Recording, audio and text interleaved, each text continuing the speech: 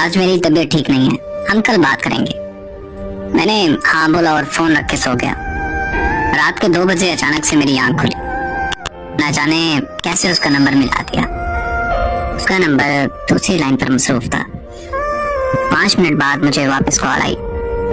उसकी छोटी बहन बोली कि मोबाइल मेरे पास है और आप ही सो रही हैं। अगले दिन सुबह से शाम हो गई लेकिन उसने मुझसे राब्ता नहीं किया। मैंने दोबारा से कॉल की और देखा तो फिर से नंबर मसरूफ मिला आ रहा था। 1 मिनट बाद कॉल बैक आई और उसने मुझे कहा कि मैं करण से बात कर रही थी। मैं खामोशी से उसकी बात सुनता रहा और फिर कुछ वक्त तक हम दोनों खामोश रहे। फिर वो कहने लगी कि अगर ऐसे ही खामोश रहना है तो मुझे बता दो, मैं कॉल बंद कर दूं। मैंने मुस्कुराकर कहा जैसे तुम्हें ठीक लगे। उसने कहा कि ओके, अब मुझे कॉल मत करना। बस ये कहकर उसने कॉल बंद कर दी। मैंने कुछ देर बाद उसे फिर कॉल कर दी। इस बार फिर से उसका नंबर मसरूफ आ रहा था। फिर उसने मेरी कॉल अटेंड की और वो बहुत खूब गुस्सा होने लग गई और मुझसे कहने लगी कि मेरी बात ध्यान से सुनो कि मैं अब तुमसे प्यार नहीं करती, मैं किसी और को पसंद करती हूँ। 6 साल का रिश्ता उसने एक पल में खत्म कर दिया। मैंने उससे पूछा कि आखिर कौन है वो लड़का। वो मुझसे कहने लगी तुम होते कौन हो मेरी लाइफ में इंटरफेयर करने वाले।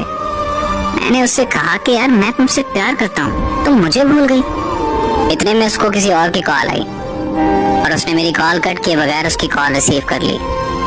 मैंने कॉल कट नहीं की। कुछ देर बाद उसने कॉन्फ्रेंस कॉल ले ली। कॉन्फ्रेंस कॉल में लड़का बोला कि हाँ भाई, तुम्हें क्या मसला है। तो मैंने कहा कि तुम होते कौन हो मुझसे ये पूछने वाले। तो वो मुझे कहने लगा कि ओ यार कॉल कट करो और सो जाओ। तो साथ में ही वो बोली कि नहीं जान, ये ऐसे बात नहीं मानेगा, आप इस पागल को इग्नोर करें और मुझसे बात करें। तो वो लड़का बोला कि हाँ मैं भी तो देखूंगी ये कब तक कॉल कट नहीं करता। मोहब्बत में सितम की मिसाल और क्या तुमने। मैंने अपने महबूब को किसी और के साथ रोमांस करते देखा है। वक्त गुजरता गया और मैंने बहुत मुश्किल से खुद को संभाला। 3 साल बाद मुझे एक रॉन्ग नंबर से कॉल आई। मैं कॉल अटेंड करते ही उसकी आवाज पहचान गया। वो बोली कि कैसे हो तुम। मैंने उसे कहा कि तुम काम की बात करो बस। तो कहने लगी कि तुम मुझसे अभी तक नाराज हो। मैं खामोश रहा और फिर पूछा उसने कि तुमने शादी कर ली। तो मैंने पूछा कि तुमने कर ली। तो वो बोली कि लोग जिस्म चाहते हैं, शादी कहाँ करते हैं लोग।